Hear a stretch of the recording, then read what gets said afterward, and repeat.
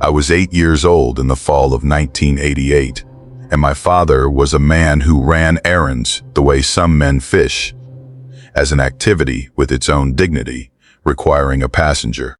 Saturdays he'd take me because my mother taught and graded on Saturdays, and because I was the youngest and the least trouble. We lived in Ronceverte, West Virginia, on the flat by the river, and the errands were always the same errands. The co-op out on 219 for whatever the co-op had, the hardware in Lewisburg. Sometimes the dump, sometimes a man named Hedrick who kept my father's chainsaw running. I liked all of it.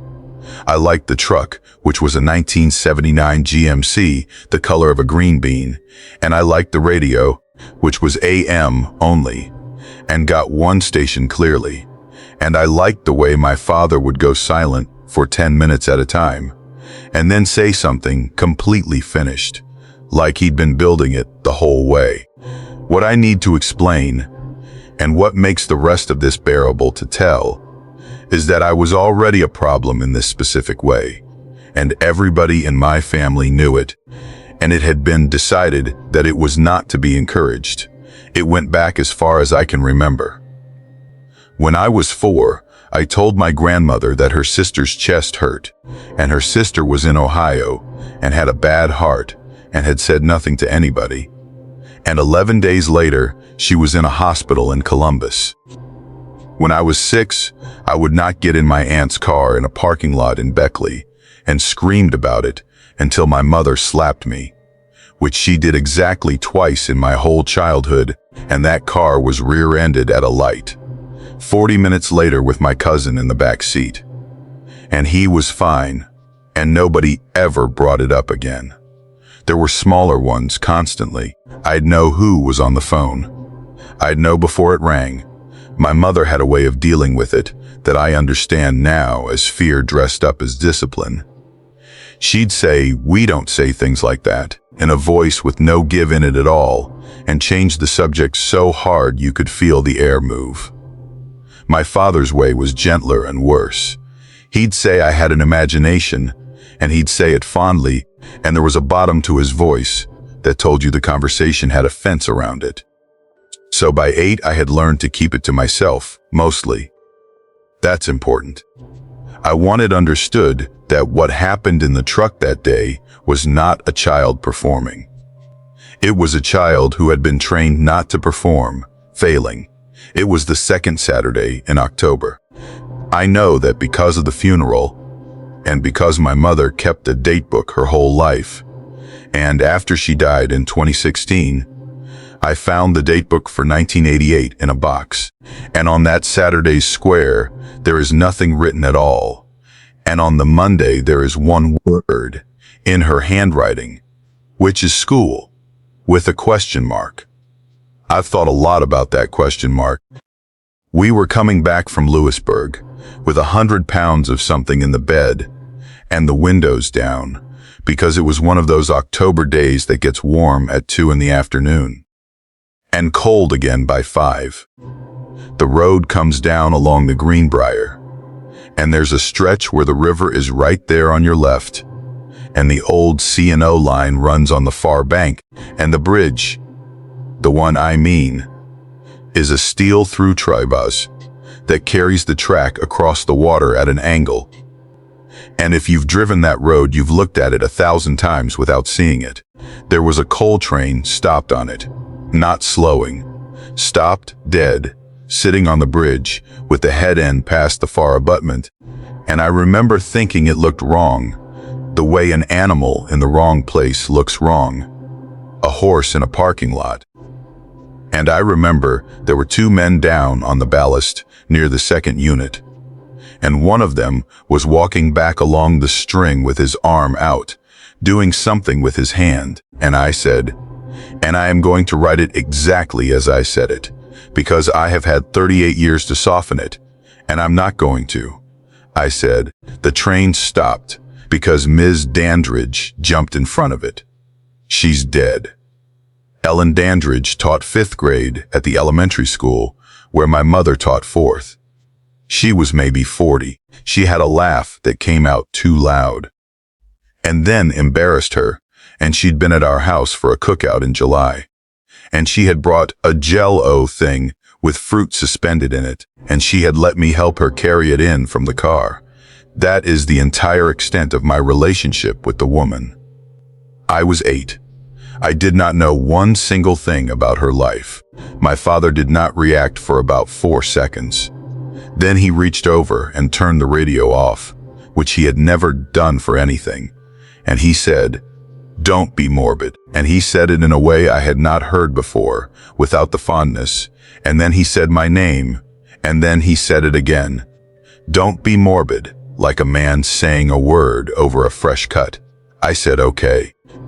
I remember feeling the particular hot shame of a kid who has broken a rule they didn't know they were about to break. And I looked out the window at the river the rest of the way, and neither of us said anything at all for the last 4 miles. We pulled in beside the house, and I got out and went up the back steps ahead of him, because I always did. And I got the screen door open, and the phone started ringing in the kitchen.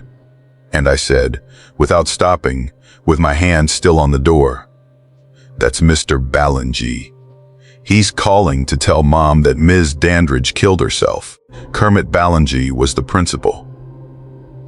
My mother was in the kitchen with a dish towel, and she had already reached for the phone, and she stopped with her hand in the air, about 6 inches off the receiver, and she looked at me, and then she looked past me at my father, who was on the second step with the storm door held open with his shoulder and a sack of feed on his hip.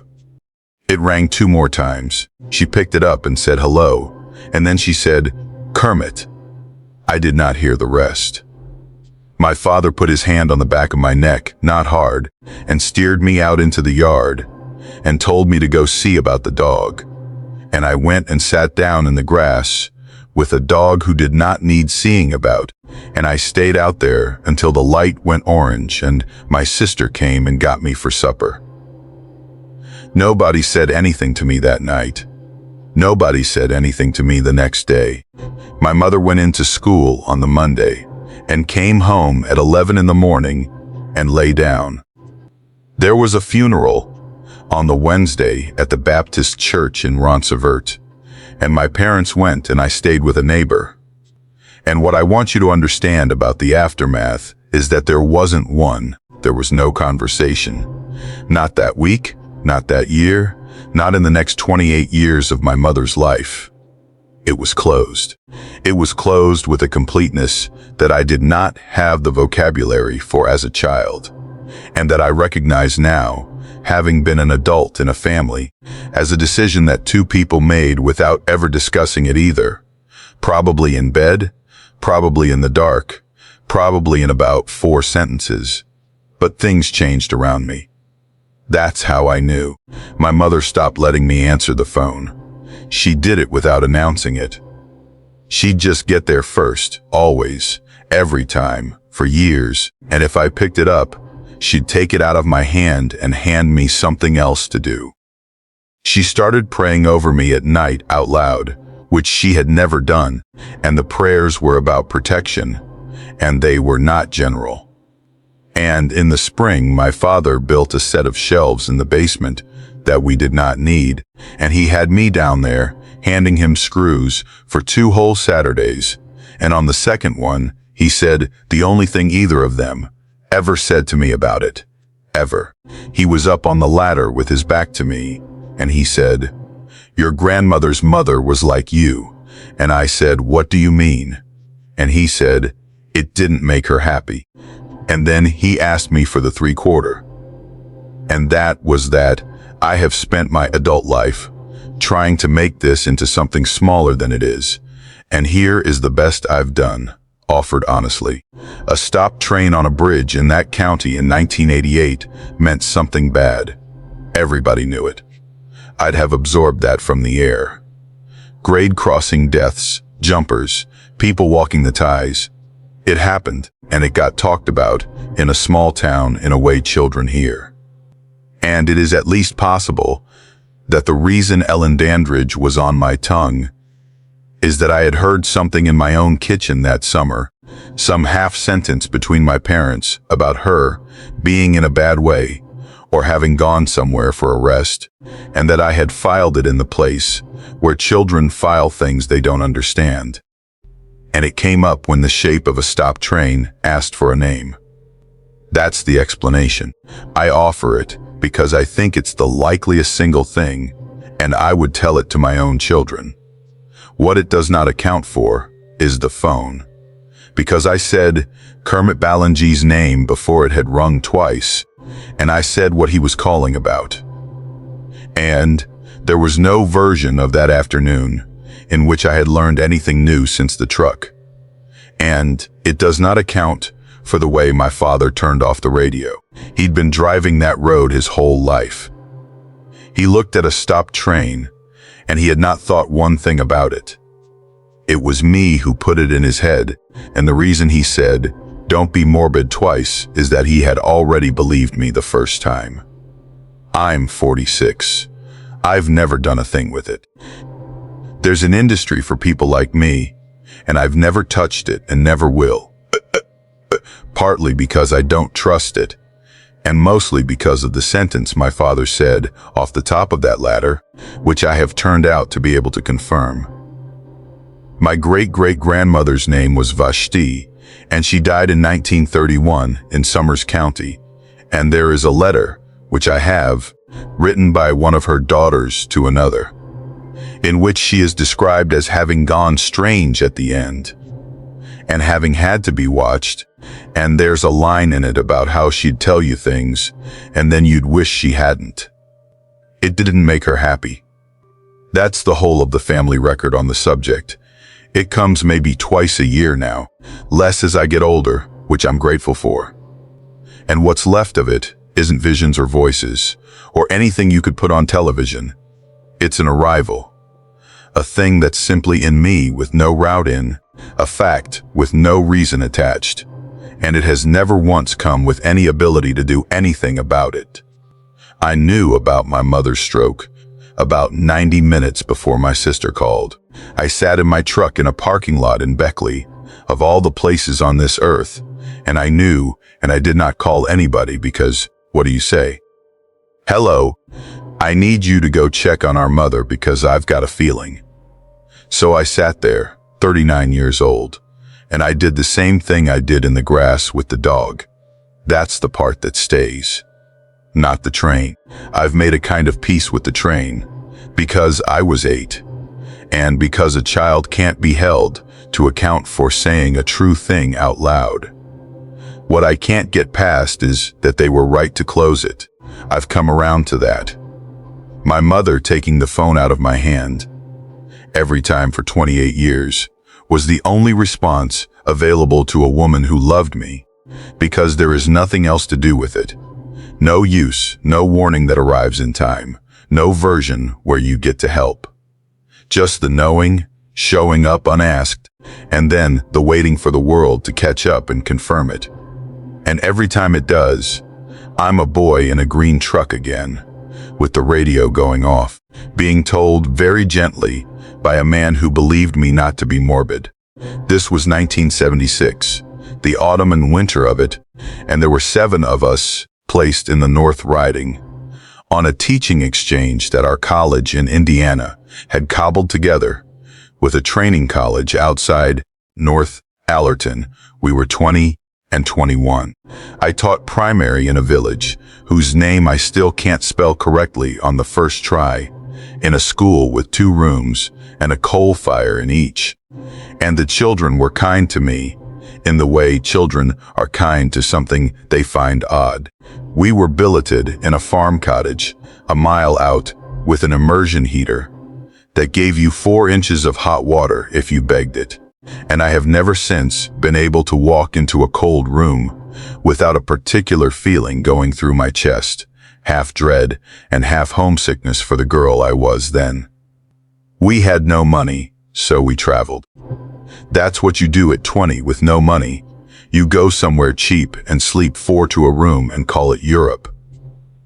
Friday afternoons, we'd take whatever we had and get a bus or a train and go, and we did Durham and Edinburgh and a farm above Robin Hood's Bay, where a woman fed us mutton until we could not stand upright, and at the end of November 5 of us took the boat over to Dublin for a long weekend because somebody's aunt had said it was cheap, and it was. The house was on the south side, in one of those long terraces off the south, circular, 4 stories of dark brick, with the granite steps going up to the door, and the basement area sunk below the railings. I thought it was the finest thing I'd ever seen. I'd grown up in a ranch house outside Kokomo. The woman who kept it was a Mrs. Fennessy. I've never forgotten the name, and I've never been able to find a trace of her in any record I've tried. And she was somewhere in her 60s, thin, in a wool cardigan the color of oatmeal, and she was not unkind, but she had the manner of a woman running a hospital ward. 3 pounds each, breakfast at 7:30, no bath after 9. There were 5 of us, and she'd been booked for 4. She stood on that step in the drizzle counting us, and I watched her recount, and then stop and look past us at nothing for a second, the way a person does when they've come up against a decision they'd rather not have. Then, she said, she could put 2 on the ground floor if 2 of us didn't object to being away from the others. Cindy said we didn't. Cindy Trombley, from Fort Wayne, my closest friend in that whole group, a big-boned girl with a laugh that turned heads in restaurants. She'd had a knee since high school that didn't like stairs, and there were 3 flights, and that was the entire deliberation. 4 seconds. That's all it took to decide it, and I have gone over those 4 seconds more times than I have gone over anything else in my life. The room had been the front parlor. Anyone would have known it. It had the plaster cornice running the whole way round, a run of egg and dart, with a rose in the middle of the ceiling where a fitting had hung, and it had the 2 tall sash windows onto the street, with the shutters folded back into the reveals, and a black marble chimney piece with a cast grate in it that had been blocked off with a sheet of hardboard, painted the same cream as everything else. And into that beautiful shell, somebody had put 2 iron-framed single beds with candlewick covers, a wardrobe with a door that didn't sit right, a washstand with a basin in it, and a paraffin heater on the hearth. The carpet was a green and gold swirl. The effect was of somebody having taken a chapel and put a bunk bed in it. 2 details I registered and thought nothing whatever about. The door into the hall had been rehung. Different hinges. The architrave made good on one side with filler that hadn't been sanded properly, so you could see the seam under the paint if the light came across it. And on either side of the chimney piece, at about the height of my shoulder, there were the old gas brackets still in the wall, the curved brass arms, the little fluted collars where the mantles would have gone, and they'd been painted over so many times that the shape of them had gone soft and thick, like something seen through water.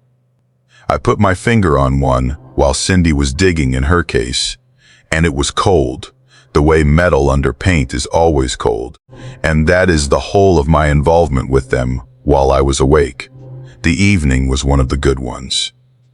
We went out, all 5 of us, and ate in a place with a plastic tablecloth, and then to a pub in Portobello, where an old man played tunes on a melodeon and asked Marilyn where in America she was from, and then told her he had a cousin in Chicago, which everyone did. We came back at 11, and the 3 of them went up the stairs, and Cindy and I went into the parlor and lit the paraffin heater and got into bed.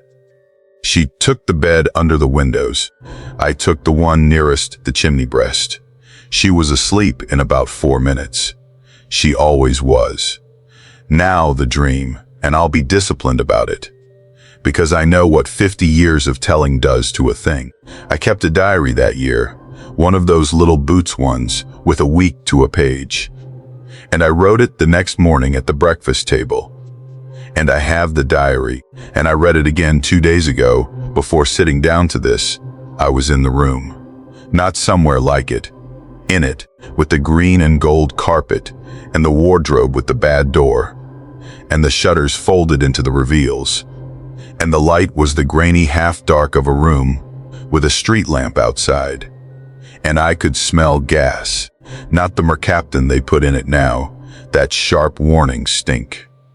This was heavier and sweeter, and there was something under it like tar or creosote. And I did not learn until I was in my 40s, reading something else entirely, that coal gas, town gas, which is what was in the walls of that house before they converted, smelled precisely that way, and that a girl from Indiana in 1976 had no business having that smell available to her. And I knew where it was coming from. In the dream, I knew it the way you know things in dreams, completely and without evidence. It was the brackets, both of them, either side of the fireplace. They were open. They had been open a long while, and I was trying to wake Cindy up. That was the entire dream and the entire horror of it. I was standing between the two beds, and I was saying her name, and I was telling her the lights were leaking, and we had to get out of the room, and it was coming out of me at a fraction of speed. Every word had to be built, and then pushed, and then finished, and I could hear my own voice dropping in pitch as it slowed, like a record when the power goes, and inside I was at full speed. I was frantic, and none of it was getting out, and she did not move. And what I wrote in the diary the next morning, in handwriting I can only just read now, was, I couldn't tell if it was me that was slow, or her that was already gone past hearing. I woke flat on my back with my arms at my sides, which is not how I sleep, and never has been. The heater was out. Neither of us ever admitted to turning it off, and I've never been sure. The room was cold, and there was no smell in it at all, and I lay there, doing the ordinary work of putting the real room back over the dreamed one. And when I'd done enough of it, I said her name out loud, because I was frightened and wanted a person. And Cindy said, straight away, wide awake, in a completely flat voice, I heard you. I said, what do you mean you heard me? She said she'd been awake a while. And I said, did you hear me say something? And she said, no. She said, I heard you trying. We put the light on and left it on. In the morning we were down first, and Mrs. Fennessy gave us eggs and fried bread. And that brown bread that I have spent 5 decades failing to reproduce. And I did the thing I've never stopped regretting the manner of. I made small talk about the house, the ceiling, the marble, how grand it must have been. She agreed that it had been, and then I said, being clever, being 20, that we'd had a laugh about the old gas brackets in the wall. And I asked when the gas had gone out of the house. She was scraping something into the bin, and she didn't turn round, and she said, 58. And then she said, it was left in that room longer than the rest. I asked why.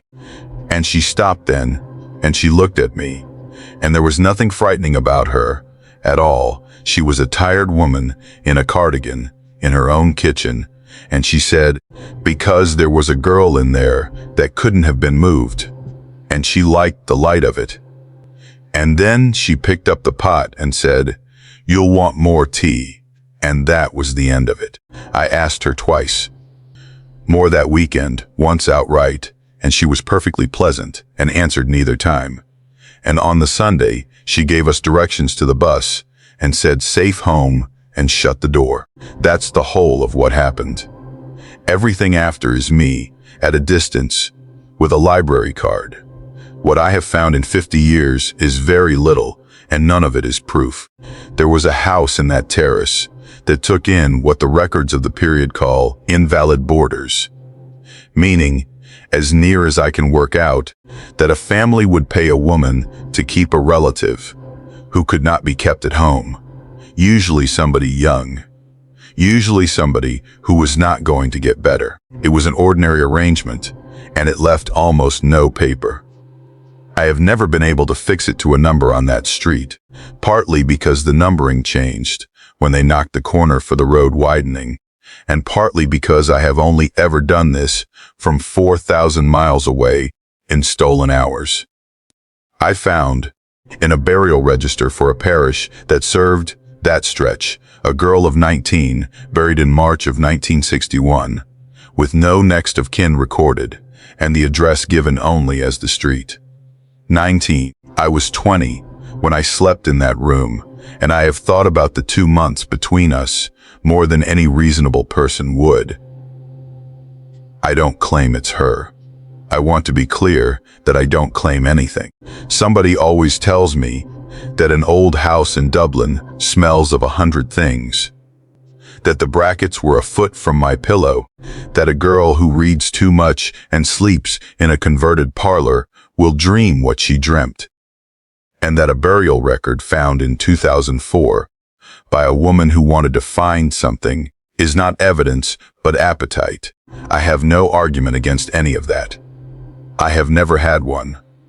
Cindy and I didn't talk about it much. We were young and there was a great deal of that year left. She married a man from South Bend, taught 3rd grade 32 years, had 2 boys and a girl, and was as happy as anyone I've known. She wouldn't stay in an old house though. Not once, not ever, not a bed and breakfast, not her own sister's farmhouse in Ohio. And her family thought it was a charming little superstition, and she let them think it. She told me the rest of it in 2011, on the phone, out of nowhere, in the middle of a conversation about a wedding. She said the reason she'd lain there and not got up was that she had understood, lying in that dark, that she was not the one being called.